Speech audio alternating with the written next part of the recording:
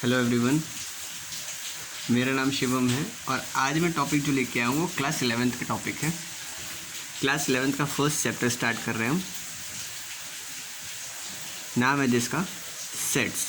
ठीक है, तो सेट्स देखो मोस्टली क्या है कि मोस्ट ऑफ द चैप्टर पूरा कॉन्सेप्चुअल है। इसमें मैथमेटिक्स से थोड़ा सा कम रिलेशन है, ठीक है, लेकिन है मैथमेटिक्स में ही आता है। तो भाई देखो, इससे पहले कि हम सेट का एक डिफिनीशन या एक प्रॉपर हम सेट के बारे में पढ़ें, इससे बढ़िया हम कुछ जान लेते हैं आसपास की चीज़ें।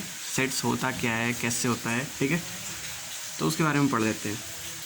तो देखो, हर अपने डेली लाइफ से हम इसको रिलेट करेंगे तो हमको समझने में थोड़ा ज़्यादा इजी होगा। तो हम अगर किसी भी एक पर्टिकुलर ग्रुप की बात करें ना, ग्रुप की बात करें, जैसे कि मान लो कि क्रिकेट टीम अगर हम इंडियन क्रिकेट टीम की बात करें तो तुम्हें एक ग्रुप दिख जाएगा कि हाँ भाई 11 लोगों का एक ग्रुप होता है, ठीक है, तो वो दिख जाएगा। ऑस्ट्रेलियन क्रिकेट टीम की बात करें तो तुम्हें एक ग्रुप दिख जाएगा, एक ग्रुप तुम्हारी नज़र में आ जाएगा, ठीक है, एक ग्रुप होता है। फुटबॉल टीम की बात करें, ठीक है, तो एक ग्रुप, एक पर्टिकुलर डिफाइंड ग्रुप जो होता है, ठीक है, हम उसको ही सेट्स कह सकते हैं। ठीक है, तो देखो मान लो पैक ऑफ कार्ड्स, ठीक है, पैक ऑफ कार्ड्स हो गया, कुछ लोगों का समूह, कुछ लोगों का ग्रुप, क्राउड कह सकते हैं, ठीक है, क्राउड ऑफ पीपल।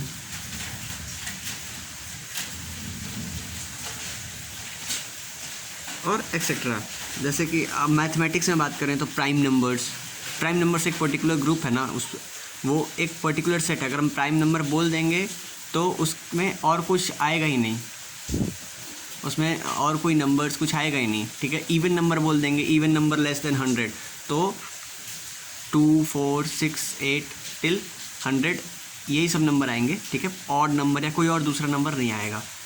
तो समझ में आ रहा है। मैथमेटिक्स के टर्म में अगर हम बात करें तो सेट ऑफ या ग्रुप ऑफ कोई कलेक्शन को ऐसे डिफाइन करेंगे हम, ठीक है।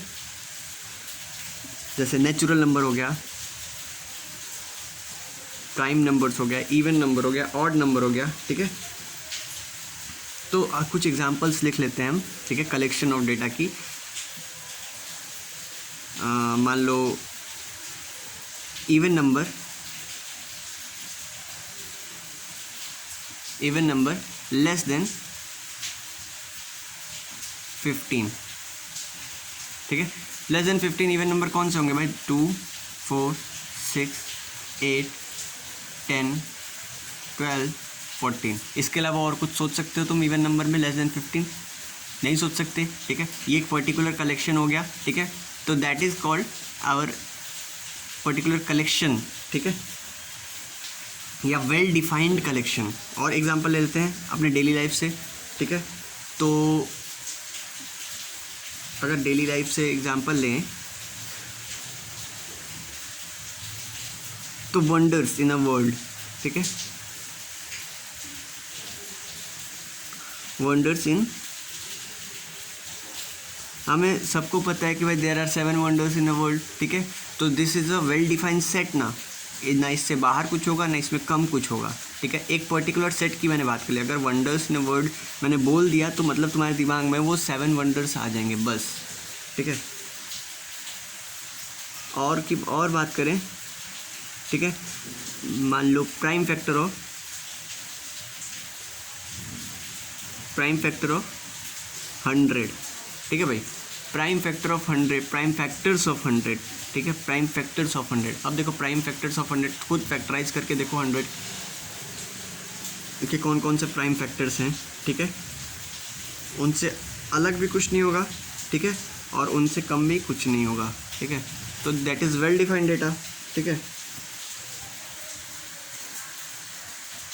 अब हम बात करेंगे कुछ कॉमन सेट्स की जो हम मैथमेटिक्स में, हम इस चैप्टर में और आगे के भी आने वाले चैप्टर्स में, तुम क्लास 11th में आ गए हो तो तुम आगे के चैप्टर, अगर तुम फर्स्ट वीडियो देख रहे हो, ये क्लास 11th का पहला वीडियो देख रहे हो और तुम क्लास 11th में अभी आए हुए हो, तो भाई देखो क्या है कि आगे तुम्हें ये टर्म्स जो भी मैं यूज़ करने जा रहा हूँ वो टर्म्स बहुत यूज़ होंगे, ठीक है।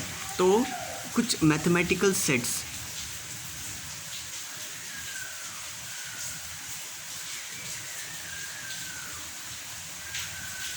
ठीक है। कुछ मैथमेटिकल सेट्स की बात करने जा रहा हूँ मैं, ठीक है। तो देखो पहला सेट कौन सा है,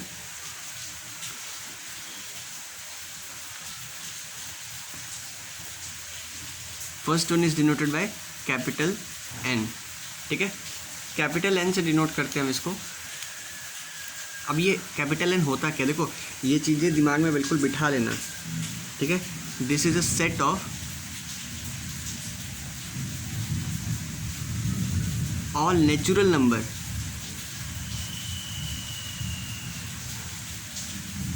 ठीक है। सभी नेचुरल नंबर के सेट को डिनोट करते हैं किससे, एन से, ठीक है। Natural number means 1 2 3 4 5 6 7 8 till infinity. तो these are all are natural number and these are denoted by capital N. अगर हम कैपिटल एन डिनोट कर देंगे तो हमें 1 2 3 4 कुछ भी लिखने की जरूरत नहीं पड़ेगी, हम समझ जाएंगे अपने आप कि ये एन जो डिनोट कर रहा है क्या, एन जो ये डिनोट कर रहा है क्या, डिनोट कर रहा है नेचुरल नंबर 1 2 3 4 5 6 7 8 टिल इन्फिनिटी, ठीक है। दूसरा टर्म आता है, दूसरा टर्म क्या होता है,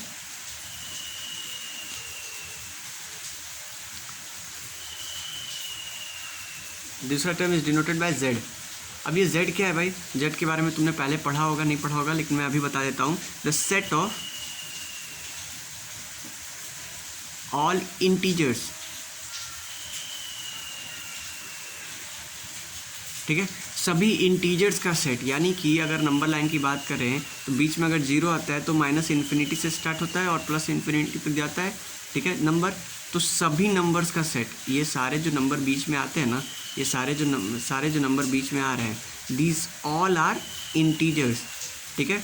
तो माइनस इन्फिनिटी से लेकर इन्फिनिटी तक के सभी नंबर्स आर इंटीजर्स, ठीक है ना, इंक्लूडिंग जीरो, ठीक है। ये सारे जो है इंटीजर्स हैं, ठीक है। तो भाई दो सेट्स तो समझ में आ गए नेचुरल नंबर की। भाई देखो नेचुरल नंबर 1 से स्टार्ट होता है, 2 1 2 3 4 टिल इन्फिनिटी तक जाता है, ठीक है। इंटीजर्स क्या होता है, माइनस इन्फिनिटी से जीरो, जीरो से इन्फिनिटी तक जाता है, ठीक है। तीसरा टर्म आ रहा है हमारा मैथमेटिक्स से related,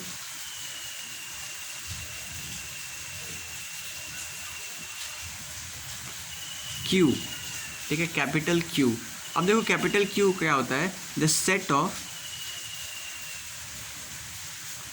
all rational number,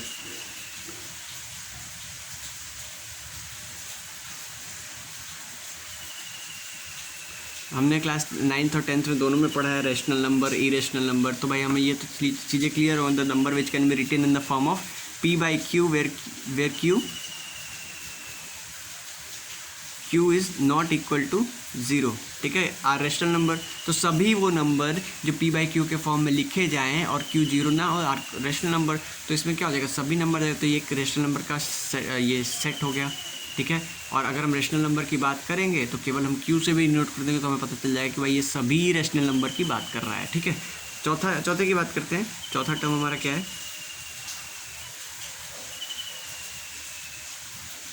sorry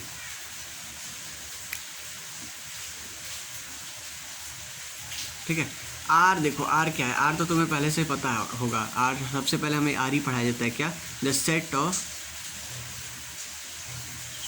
all real number, ठीक है। रियल नंबर तो हमें पहले से ही पता है कि रियल नंबर भाई होता क्या है, ठीक है। तो रियल नंबर के बारे में तो ज़्यादा बताने की ज़रूरत नहीं है, यहीं से तो सब ये सारा जो कथा स्टार्ट हुआ वो स्टार्ट हुआ है, ठीक है। रियल नंबर ही हमें सबसे पहले बताया गया था, ठीक है। तो रियल नंबर के बाद हम जो पढ़ेंगे वो है हमारा नेक्स्ट जो है, सॉरी कंफ्यूज हो जा रहा हूँ मैं,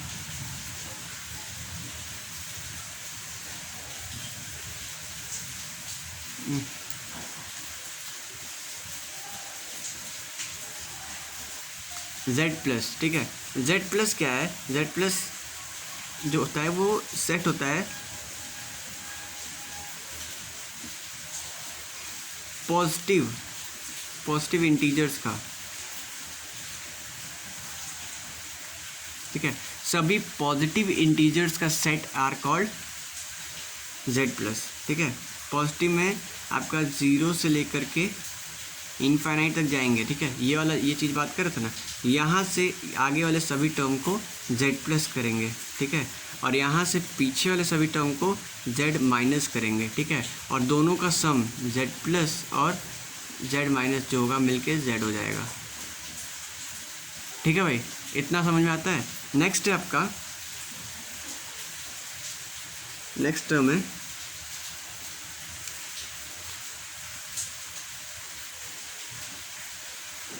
अब देखो पी बाई क्यू के फॉर्म में तो किसी भी नंबर को लिख सकते हैं, पी बाई क्यू के फॉर्म में किसी भी नंबर, वो नेगेटिव और पॉजिटिव कुछ भी, लेकिन क्यू प्लस का मतलब होता है the set of all positive rational number.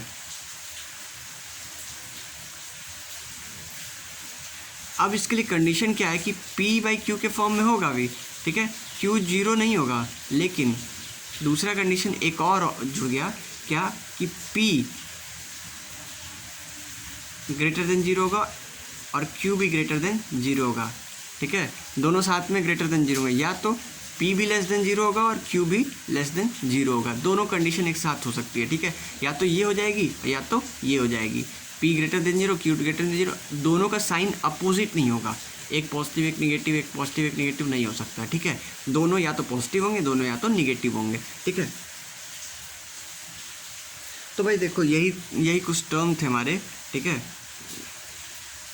यही कुछ मैथमेटिकल टर्म थे जो इसमें भी यूज़ होगा, कॉम्प्लेक्स नंबर में भी यूज़ होगा। एक बार मैं सामने सारा लेते आ रहा हूँ, ठीक है, फर्स्ट पॉइंट से लेकर लास्ट पॉइंट तक तुम यहाँ पे एक स्क्रीनशॉट ले लो, इसका वीडियो को पॉज करके इसका स्क्रीनशॉट ले लो ताकि आगे तुम्हें काम आए, ठीक है। चलो, बहुत काम आएगा ये, सच में बहुत काम आएगा। आगे बढ़ते हैं, तो सेट का एक छोटा सा डिफिनेशन लिख लो।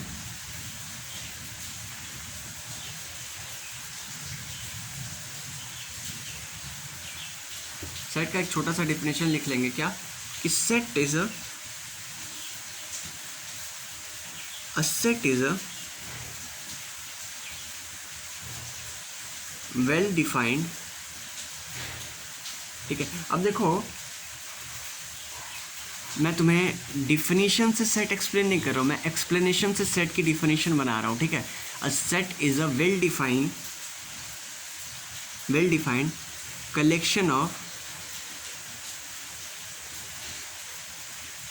ऑब्जेक्ट्स, ठीक है ना। अभी देखा ना, सभी जो एग्जांपल लिए वो एक वेल डिफाइंड कलेक्शन था ऑब्जेक्ट्स का, ठीक है, एलिमेंट्स का, ऑब्जेक्ट का, कुछ भी कह सकते हो, तो वेल डिफाइंड कलेक्शन था। यही हो सकता है कि यही जो डेफिनेशन है तुम्हें एनसीईआरटी में भी देखने को मिल जाए, तो भाई ज़्यादा आश्चर्यचकित होने की बात नहीं है, हो सकता है, ठीक है।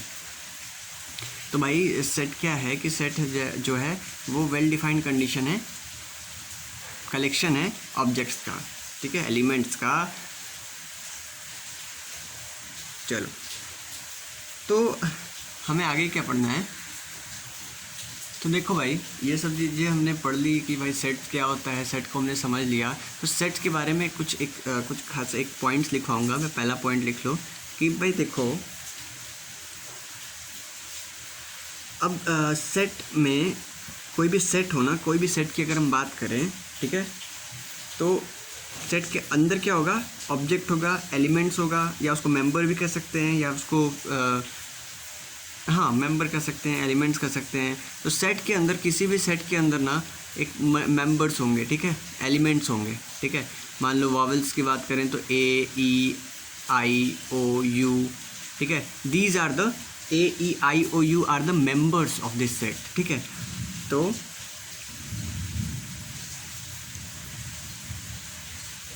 एलिमेंट्स, इसके पहला पॉइंट लिख दोगे, elements of set are synonymous term,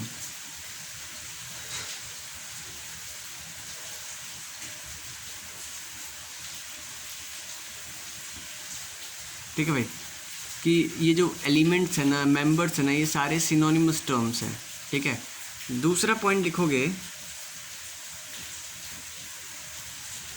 जो सेट होता है ना पर्टिकुलर, अब देखो ये पूरा सेट है ना, इज डिनोटेड बाय वी, ठीक है ना। तो set is denoted by a capital letter, A, B, C, D, ऐसा कैपिटल बताता हूँ मैं। Set is denoted by capital letter A, B, C, D, E, F, ठीक है, एंड सो ऑन, ठीक है। ऐसे कैपिटल लेटर्स में ही सेट को डिनोट करेंगे, ठीक है। जबकि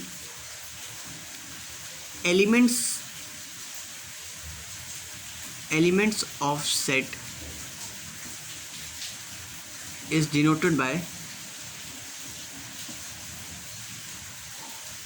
स्मॉल लेटर्स, जैसे ए, ई, आई, ये सब चीज़ें हैं ना, ये ए, बी, सी, डी, ठीक है। तो पता चल गया कि जो बड़ी चीज़ है उसको कैपिटल लेटर से, जो छोटी चीज़ है उसको स्मॉल लेटर से। बड़ा सेट जो है वो बड़ा है ना, कि एक घर है, ठीक है, तो घर को हम कैपिटल लेटर से डिनोट किए, ठीक है, और घर में रहने वाले मेंबर्स को हम स्मॉल लेटर से डिनोट किए, ठीक है। तो समझ में आया कि जो सेट होगा हमारा वो पर्टिकुलरली कैपिटल लेटर से डिनोट होगा, और जो सेट के एलिमेंट्स होंगे वो स्मॉल लेटर से डिनोट होंगे, ठीक है। तो आगे देखते हैं कि सेट, अब देखो क्या होता है कि सेट भी अलग अलग टाइप के या फिर रिप्रेजेंट करने का अलग अलग तरीका होता है, ठीक है। तो हम अभी जो बात करने जा रहे हैं टाइप या फिर रिप्रेजेंटेशन ऑफ सेट्स की बात करने जा रहे हैं। तो सेट क्या होता है कि जनरली दो तरह से रिप्रेजेंट किए जाते हैं, ठीक है। Sets are represented in two different ways. देखो जैसा मैंने बोला कि sets are represented by two different ways, ठीक है। तो पहला वे जो है, पहला तरीका जो है, ठीक है, पहला तरीका जो हम बात कर रहे हैं सेट को रिप्रेजेंट करने की, तो पहला तरीका है रोस्टर फॉर्म। ये नहीं होता, ROS, रोस्टर फॉर्म, या फिर इसको टेबुलर फॉर्म भी कहते हैं, ठीक है। रोस्टर फॉर्म या टेबुलर फॉर्म, ठीक है, जिसमें क्या होता है कि मैं इसको एक्सप्लेन करूँगा, अभी रुक जाओ, ठीक है। रोस्टर फॉर्म और या टेबुलर फॉर्म। नेक्स्ट जो होता है हमारा, नेक्स्ट होता है set builder form, set builder form,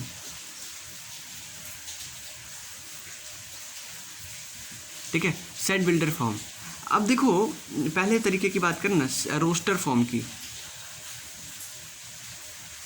roster form की बात करें सेट में, तो भाई देखो रोस्टर फॉर्म क्या होता है कि जनरली रोस्टर फॉर्म जिसमें सभी एलिमेंट्स होते हैं एक ऐसे कर्ली ब्रैकेट के अंदर आते हैं, सभी एलिमेंट्स ऐसे कर्ली ब्रैकेट्स के अंदर आते हैं, और सभी एलिमेंट्स के बीच में ये कॉमा का निशान होता है, ठीक है, कॉमा का निशान होता है। जैसे कि हम वॉवेल्स की बात करें तो vowels V is denoted by this curly bracket, ठीक है, A, E, I, O, U, ठीक है। अब देखा पहला कंडीशन की कर्ली ब्रैकेट के अंदर आया तो भाई कर्ली ब्रैकेट के अंदर आया, ठीक है। दूसरा कंडीशन की ये सभी स्मॉल लेटर्स हों, भाई स्मॉल लेटर्स हैं। और तीसरा कंडीशन ये कि इन सभी एलिमेंट्स के बीच में ये कॉमा ज़रूर है। तो देखो ना सभी एलिमेंट्स के बीच में मैंने कॉमा दिया हुआ है, ठीक है। तो भाई हमारा ये this is a roster form. कभी भी इस तरह से एलिमेंट्स को सजे हुए देखो, इस तरह से एलिमेंट को लगे हुए देखो, तो समझ लेना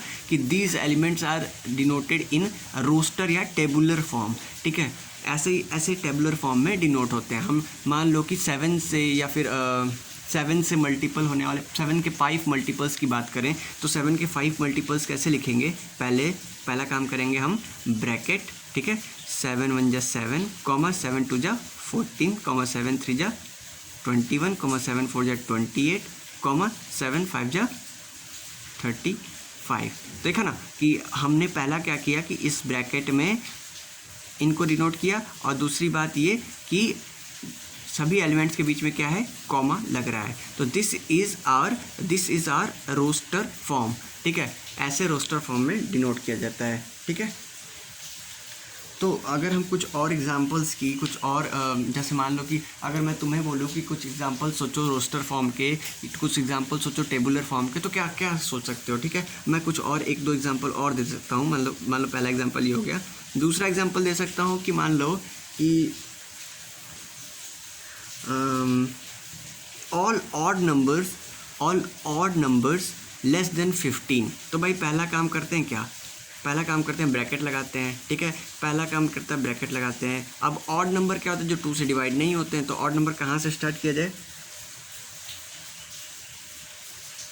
कैसे डिनोट करेंगे, ठीक है। तो भाई देखो 1 3 लेस देन 15 बोला ना, 1 3 फिर 5 फिर 7, फिर 9, फिर 11, फिर 13, फिर 15। पहला काम किया हमने क्या, ब्रैकेट के अंदर रखा है इसको। ब्रैकेट के अंदर रखने के बाद दूसरा काम क्या किया कि हमने सभी एलिमेंट्स को, सभी एक एक एलिमेंट्स को के बीच में हमने क्या लगाया, ये कॉमास लगा दिए। कॉमास लगाने से हमें सभी एलिमेंट्स अलग अलग हो गए, ठीक है। तो this is the correct method to represent any set in roster और टेबुलर फॉर्म, ठीक है। तो रोस्टर और टेबुलर फॉर्म आई होप कि आपको समझ में आ गया होगा कि रोस्टर फॉर्म क्या होता है, टेबुलर फॉर्म क्या होता है, किसको कहते हैं टेबुलर फॉर्म, ठीक है। तो अच्छी बात है अगर टेबुलर फॉर्म समझ में आ गया हो तो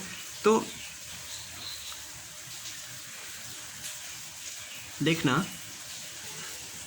तो देखो, अगर मैं एक और ख़ास पॉइंट तुम्हारे एक ट्रिक बताना चाहूँ तो मैं कि भाई अगर कोई रोस्टर फॉर्म में है तो उसके लिए एक ख़ास पॉइंट नोट कर सकते हो तुम कि भाई कोई भी सेट अगर रोस्टर फॉर्म में लिख रहे हैं तो वो किस ऑर्डर में लिख रहे हैं, इंक्रीजिंग है, डिक्रीजिंग। अब जैसे यही वाला है, चाहे हम बात करते हैं कि एक सेट लिखना है, हमें एक सेट लिखना है जिसके सभी एलिमेंट्स जो हैं वो जिसके जिस कंटेन करेगा 5 एलिमेंट्स को और सभी एलिमेंट्स आर मल्टीपल ऑफ 2, ठीक है ना।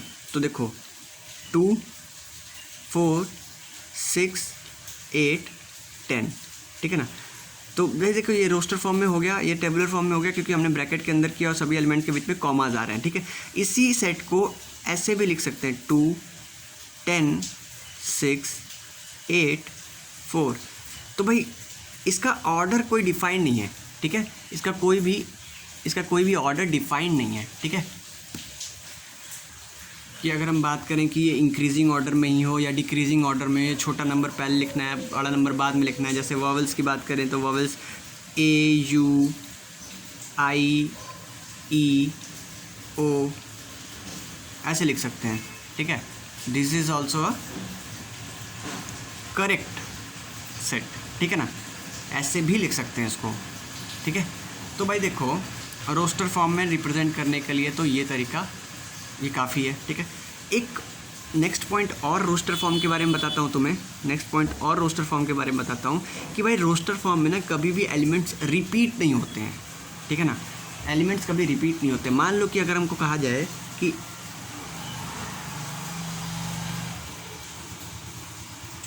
इलाहाबाद है, ठीक है।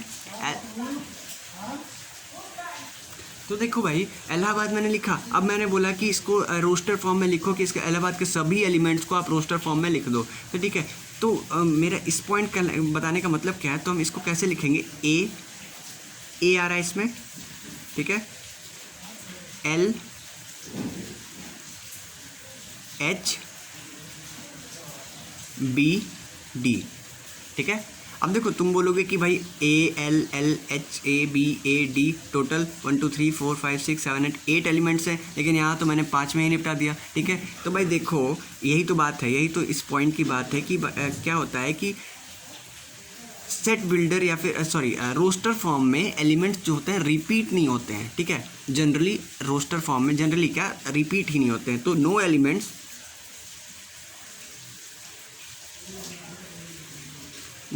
Can be repeated, no elements can be repeated in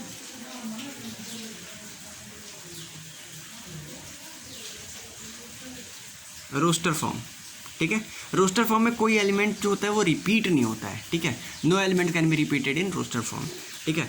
तो बहुत कुछ जान लिया हमने रोस्टर फॉर्म के बारे में। अब नेक्स्ट अपना मेथड जो है वो है सेट बिल्डर फॉर्म। इसको लिखने का, सेट को लिखने का अगला मेथड है सेट बिल्डर फॉर्म। तो हम सेट बिल्डर फॉर्म के बारे में थोड़ा सा डिस्कस कर लेते हैं। What is set builder form, ठीक है।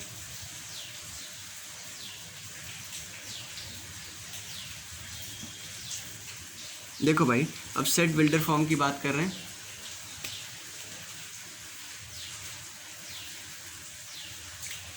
तो सेट बिल्डर फॉर्म के बारे में एक छोटी सी बात बता दूं, मतलब जनरली कैसे बोलते हैं हम इसको सेट बिल्डर। इसमें ना किसी भी सेट को हम लिख के रिप्रेजेंट करते हैं, ठीक है। एक पर्टिकुलर फॉर्मूला होता है, एक पर्टिकुलर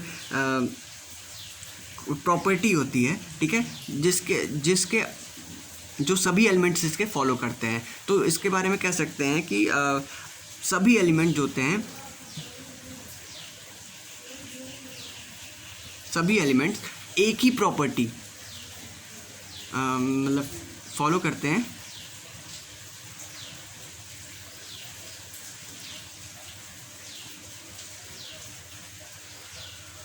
आई होप समझ में आ रहा होगा आपको अभी तक जो मैंने समझाया है, ठीक है। आगे भी समझ में आएगा अगर तुम ध्यान से इसको समझते रहो तो, ठीक है। तो देखो सेट बिल्डर फॉर्म में क्या है कि इस तरह के सेट बिल्डर फॉर्म में क्या होता है कि जो एलिमेंट्स होते हैं ना, सभी एलिमेंट्स होते हैं ना, वो same property same formula follow करते हैं और उस सेट के बाहर का कोई ऐसा एलिमेंट होगा ही नहीं जो उस फार्मूला को भी फॉलो करे, ठीक है। जितने भी एलिमेंट्स होंगे केवल वही। अब मान लो कि हम सेट लिख रहे हैं, ठीक है, कोई सेट लिख रहे हैं, तो इस सेट के अंदर इस दोनों ब्रैकेट के अंदर जितने भी एलिमेंट्स होंगे ना, केवल वही उस फॉर्मूला को फॉलो करेंगे, ठीक है, और बाहर के एलिमेंट्स इसको फॉलो नहीं कर सकते, ठीक है। तो that is our set builder form. अब सेट बिल्डर फॉर्म के बारे में मान लो कि हम अभी मैंने एक कॉमन एग्जांपल हमने लिया था वॉवल का, ठीक है, AEIOU। तो हम सेट बिल्डर फॉर्म में उसको लिखते हैं ना, मान लो this is represented by, each element is represented by X, where X क्या है, एक्स क्या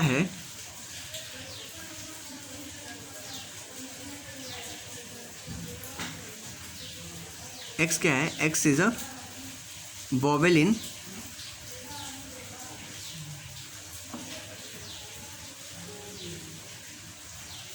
ठीक है। एक्स जो है वॉवेल है इंग्लिश अल्फ़ाबेट का, ये W है, देखना ध्यान से, ऐसा ना हो कि तुम लोग V बोल दो कि सर ने गलत पढ़ा दिया, ठीक है। तो ये W है, ठीक है। तो X क्या है, X is a vowel in English alphabet. अब देखो तुम्हारे दिमाग में केवल 5 फिगर आएंगे, AEIOU, उसके अलावा कोई फिगर आ ही नहीं सकता। तो भाई देखो सेट बिल्डर फॉर्म की यही खासियत है कि भाई एक पर्टिकुलर चीज़ लिख देंगे, ठीक है। अब इसको पढ़ के तुम्हारे दिमाग में केवल वो नंबर्स, वो टर्म्स, वो एलिमेंट्स ही आएंगे, उसके अलावा कोई एलिमेंट्स नहीं आएगा, ठीक है। अब मैं बोलूँ कि x such that x is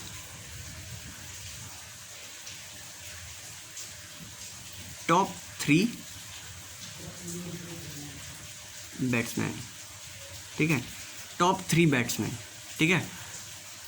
तो भाई दुनिया के केवल 3 बहुत टॉप बैट्समैन, ठीक है, विराट कोहली हो गया, ठीक है, और